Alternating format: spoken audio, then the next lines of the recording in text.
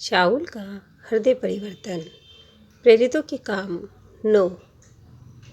और शाऊल, जो अब तक परमेश्वर के चेलों को धमकाने और घात करने की धुन में था, महायाजक के पास गया और उसने दमिश्क की आराधनालयों के नाम पर इस अभिप्राय की चिट्ठियाँ मांगी कि क्या पुरुष, क्या स्त्री, जिन्हें वह इस पद पर पाए, उन्हें बांधकर यरूशलेम ले आए। परंतु चलते चलते जब वह दमिश्क के निकट पहुंचा, तो एकाएक आकाश से उसके चारों ओर ज्योति चमकी और वह भूमि पर गिर पड़ा और यह शब्द सुना, हे शाऊल, तू मुझे क्यों सताता है? उसने पूछा, हे प्रभु, तू कौन है? उसने कहा, मैं यीशु हूँ, जिसे तू सताता है। परंतु अब उठकर नगर में जा, और जो तुझे करना है वह तुझसे कहा जाएगा। जो मनुष्य उसके साथ थे वे अवाक रह गए, क्योंकि शब्द तो सुनते थे परंतु किसी को देखते न थे।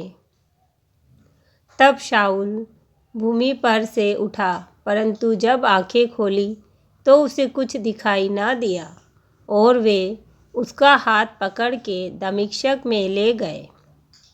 वह 3 दिन तक ना देख सका और न खाया और न पिया। दमिश्क में हनन्याह नामक एक चेला था। उससे प्रभु ने दर्शन में कहा, हे हनन्याह।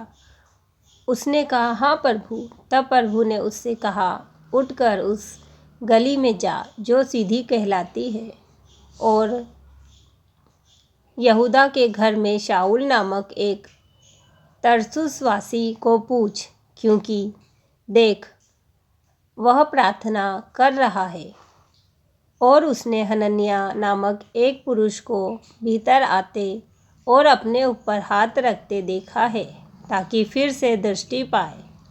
हनन्याह ने उत्तर दिया, हे प्रभु, मैंने इस मनुष्य के विषय में बहुतों से सुना है कि इसने यरूशलेम में तेरे पवित्र लोगों के साथ बड़ी बड़ी बुराइयां की हैं, और यहाँ भी इसको प्रधान याजकों की ओर से अधिकार मिला है कि जो लोग तेरा नाम लेते हैं उन सब को बांध ले।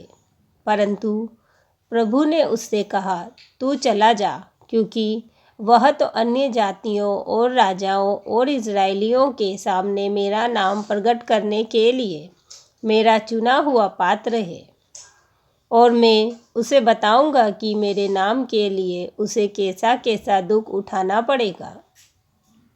तब हनन्याह उठकर उस घर में गया और उस पर अपना हाथ रखकर कहा, हे भाई शाऊल, प्रभु अर्थात यीशु, जो उस रास्ते में जिससे तू आया तुझे दिखाई दिया था, उसी ने मुझे भेजा है कि तू फिर दृष्टि पाए और पवित्र आत्मा से परिपूर्ण हो जाए। और तुरंत उसकी आंखों से छिलके से गिरे और वह देखने लगा, और उठकर बपतिस्मा लिया। फिर भोजन करके बल पाया। वह कई दिन उन चेलों के साथ रहा जो दमिश्क में थे, और वह तुरंत आराधनालयों में यीशु का प्रचार करने लगा कि वह परमेश्वर का पुत्र है। सब सुनने वाले चकित होकर कहने लगे, क्या यह वही व्यक्ति नहीं है जो यरूशलेम में उन्हें जो इस नाम को लेते थे नष्ट करता था?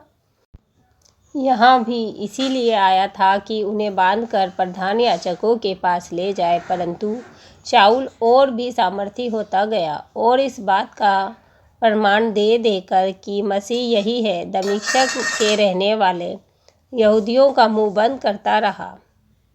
जब बहुत दिन बीत गए तो यहूदियों ने मिलकर उसे मार डालने का षड्यंत्र रचा, परंतु उनका षड्यंत्र शाऊल को मालूम हो गया। वे तो उसे मार डालने के लिए रात दिन फाटकों पर घात में लगे रहते थे। परंतु रात को उसके चेलों ने उसे टोकरे में बिठाया और शहरपनाह पर से लटका कर उतार दिया। यरूशलेम में पहुंचकर उसने चेलों के साथ मिल जाने का प्रयत्न किया, परंतु सब उससे डरते थे, क्योंकि उनको विश्वास न होता था कि वह भी चेला है।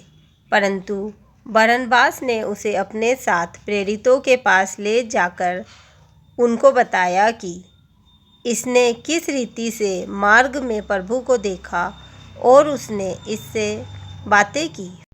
फिर दमिश्क में इसने कैसे ही आपसे यीशु के नाम से प्रचार किया। वह उनके साथ यरूशलेम में आता जाता रहा और निधड़क होकर प्रभु के नाम से प्रचार करता था और यूनानी भाषा बोलने वाले यहूदियों के साथ बातचीत और वाद विवाद करता था, परंतु वे उसे मार डालने का यत्न करने लगे। यह जानकर भाई उसे कैसरिया ले आए और तरसुस को भेज दिया। इस प्रकार सारे यहूदिया और गलील और सामरिया में कलीसिया को चैन मिला और उसकी उन्नति होती गई और वह प्रभु के भय और पवित्र आत्मा की शांति में चलती और बढ़ती गई। फिर ऐसा हुआ कि पतरस हर जगह फिरता हुआ उन पवित्र लोगों के पास भी पहुंचा जो लुद्दा में रहते थे। वहां उसे एनियास नामक लकवे का रोगी एक मनुष्य मिला जो 8 वर्ष से खाट पर पड़ा था। पतरस ने उससे कहा, हे एनियास, यीशु मसीह तुझे चंगा करता है, उठ, अपना बिछौना बिछा। तब वह तुरंत उठ खड़ा हुआ। तब लुद्दा और शारोन के सब रहने वाले उसे देखकर प्रभु की ओर फिरे। याफा तबीता अर्थात दोरकास नामक एक विश्वासिनी रहती थी। वह बहुत से भले भले काम और दान किया करती थी।